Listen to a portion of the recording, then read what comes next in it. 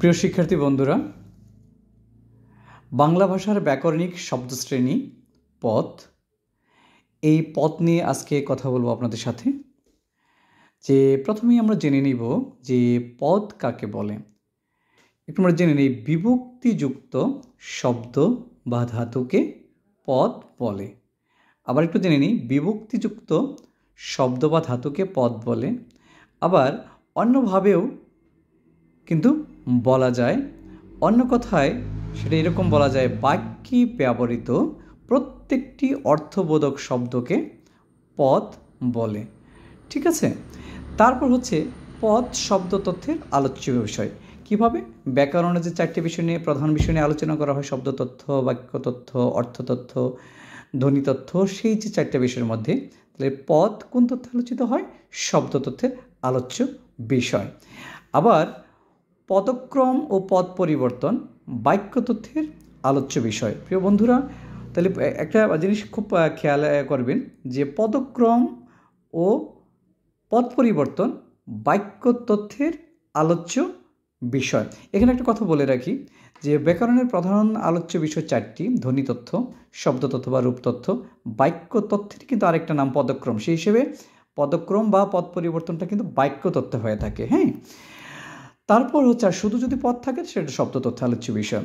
এরপর পদের আমরা যদি মানে ক্লাসিফিকেশন করি, আমরা ভাগ করি পদ কত প্রকার, মানে কিভাবে, সেটা হচ্ছে দেখেন, পদ প্রধানত দুই প্রকার: অব্যয় পদ, সব্যয় পদ। এই সব্যয় পদকে আবার কিন্তু আমরা চার ভাগে ভাগ করতে পারি। হ্যাঁ, বিশেষ্য, বিশেষণ, সর্বনাম, ক্রিয়া গেল। আবার এই পদ তাহলে আমরা ধরে নিলাম যে পদ প্রধানত দুই প্রকার: সব্যয় পদ, অব্যয় পদ। আবার সব্যয় পদ চার প্রকার। কি কি আমরা জানলাম? যে বিশেষ্য, বিশেষণ, সর্বনাম, ক্রিয়া। এরপরে আমরা আসি, সুতরাং তাহলে আমরা জানলাম যে পদ, তাহলে সব্যয় এবং অব্যয় পদ সবগুলো মিলে পদ হয়ে গেল পাঁচ প্রকার। হ্যাঁ, বিশেষ্য, বিশেষণ, সর্বনাম, অব্যয়, ক্রিয়া। এবার আসি বন্ধুরা, যে তারপরের যে অংশটা, বৈশিষ্ট্যের বিচারে পদকে কত ভাগে ভাগ করা যায়। বৈশিষ্ট্যের বিচারে পদকে কিন্তু দুই ভাগে ভাগ করা যায়। কি কি? বৈশিষ্ট্যের বিচারে পদকে দুই ভাগে ভাগ করা যায়, যথা নামপদ আর ক্রিয়াপদ। ঠিক আছে, এরপরে আসেন, তারপর নবম ও দশম শ্রেণীর যে নতুন বোর্ড ব্যাকরণ হয়েছে, আমরা কিন্তু সবাই জানি মনির চৌধুরীর সেই ব্যাকরণ বইটা এখন কিন্তু নবম এবং দশম শ্রেণীতে পড়ানো হয় না। সেই অনুযায়ী নবম ও দশম শ্রেণীর নতুন বোর্ড ব্যাকরণ অনুযায়ী পদ মোট কত প্রকার?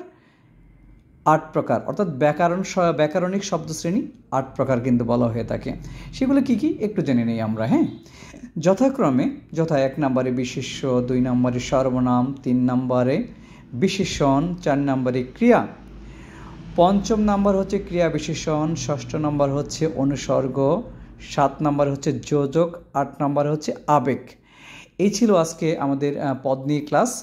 মানে আশা করি আপনাদের উপকারে লাগবে এবং ক্লাসটি ভালো লাগবে। ধন্যবাদ।